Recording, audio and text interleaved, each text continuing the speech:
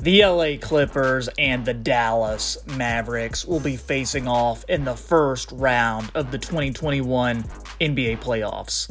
This will be a rematch of last year's meeting, which brought lots of action and lots of drama in every game. This promises to be one of the most exciting first-round matchups, with both teams looking for something to prove. In today's video, I'm previewing the series and giving you my prediction for who will win it. Clippers and Mavericks, Mavericks and Clippers, Hollywood versus the Wild Wild West, Luka Legend versus the board man himself. This is going to be a good one, guys. I just need Boban to go for 50 in one of the games. Can we please make that happen? Thanks for joining me today. My name is Troy with the Half Court Report YouTube channel. Make sure you drop a like on this video. It really helps out the channel a whole lot, and it tells YouTube to show this content to more people. And if you're not already, make sure you are subscribed so you never miss another NBA video I post several times a week. And I'm going to be posting on every single playoff matchup all the way through the NBA Finals. Let's begin by talking about the LA Clippers. They are the number 4 seed. This is the position that they wanted to be in. They completely tanked their final 2 games against the dreadful Houston Rockets and Oklahoma City Thunder to drop into that number 4 spot and avoid a potential matchup with the Lakers in the first round. Let's go through the Clippers roster. They bring the star power in Kawhi Leonard and Paul George. And what can you say about Kawhi? He can play make, he can score, he'll defend you like a man possessed. He has waited the entire season for some playoff basketball, and it is coming his way. Paul George is the perfect second option for this team. He can take over a game anytime as well. Clippers fans will hope that Playoff P shows up for this series. Remember, there were some questions about his performance last playoffs.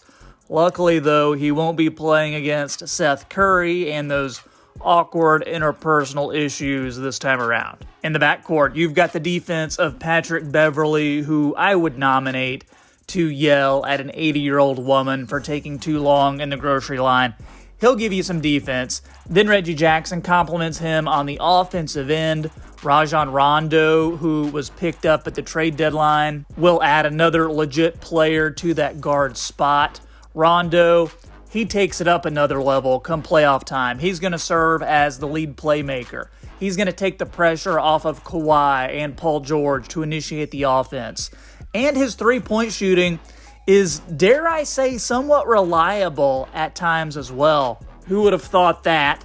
Then you've got Luke Kennard of the Crispy Flakes All-Stars. Tyronn Lue still doesn't remember his name, but that's okay. Kennard is going to get you some buckets as well. Going down the roster in the front court, you've got Marcus Morris, who will give you some toughness, some pretty strong defense, and some outside shooting.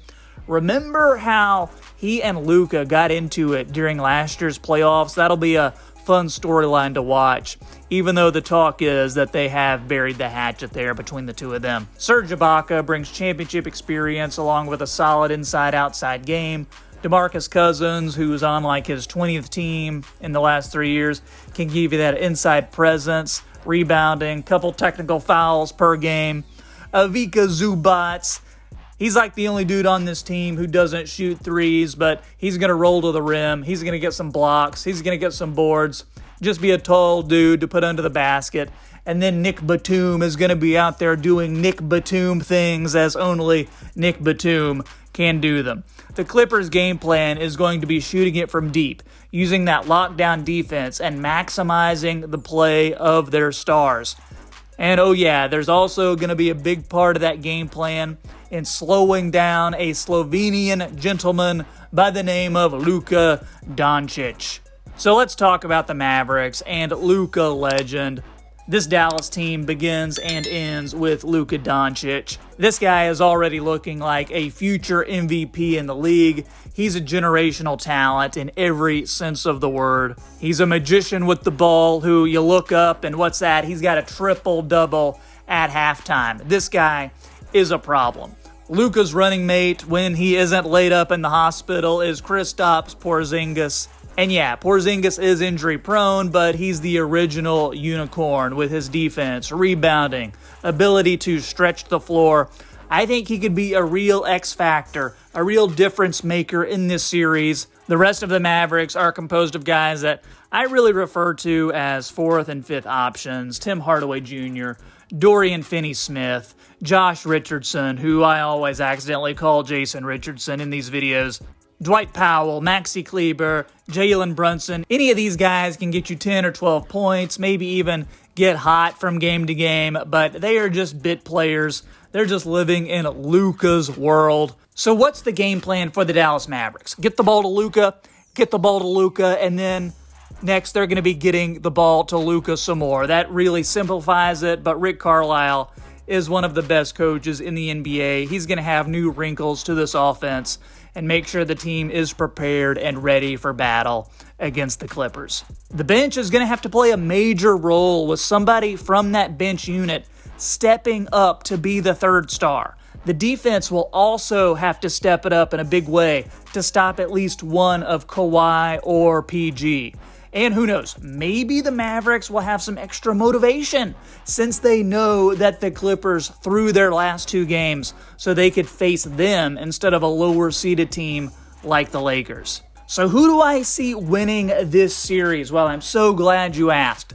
Dallas did win 2 out of 3 games versus the Clippers this past NBA season, including one 51-point shellacking. But the playoffs are a whole new animal. The Clippers are right there with the Utah Jazz as the most dangerous three-point shooting team in this playoffs. Check out all these guys that are near 40% from 3. Reggie Jackson, Kawhi, Paul George, that Morris twin, Luke Kennard, Nick Batum. Very impressive. The Clippers can spread the floor, and if one of those guys gets cold, then you know what? There's likely going to be another guy who isn't going to be cold. Furthermore, the Mavericks lack the number of quality perimeter defenders that it's going to take to make the Clippers change that three-point shooting game plan. The Clippers also have championship veterans in Rondo, Leonard, and Serge Ibaka, and everyone on the team is playing at a very high level. Sure, Luka by himself, he'll get you a win or 2, but I see the Clippers winning this series in 6 games. Guys, let me know in the comments who you've got winning this series. Drop your predictions down below. And if you've enjoyed this video, be sure to leave a like to help support the channel and make sure you are subbed up so you never miss another NBA video I post several times a week. My name is Troy. Thanks for watching. That's it for me today. I gotta get out of here. I'm at the grocery store right now, and I need to help this 90-year-old woman who's being berated by Patrick Beverley because she is blocking the avocados. Pat Bev, cut her some slack, bro.